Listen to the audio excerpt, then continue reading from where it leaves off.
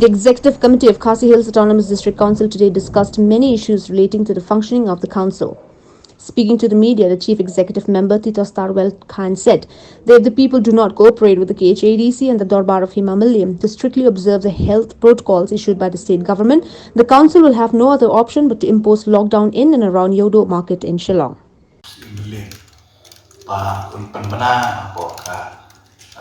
Dorba ke jemu, nombor dorba ke jemu, bayar ke jing perking, apa yudo, berkenturu ya ki paipa ki bawa dia, ki pasong dia, bakin buat nanti ya ki protokol, dah kemudian ki mas, dah kebabu ya ki hand sanitizer, nam taban nom ya lumbri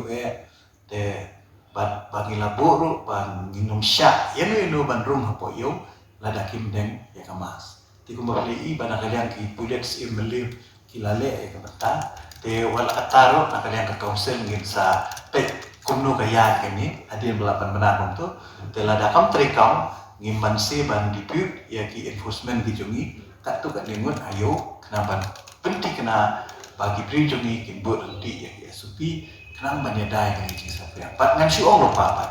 balada ki pa ayo kim ya trelang bat kini ki cinta ki jungka ima bat kumju na kalian council lesi lada jakano kabangimban sifat kalapan poe sidu poe kami kayo tina kalian dijungi ngem kwa manja kata nama nasutu pakan manla jing yeki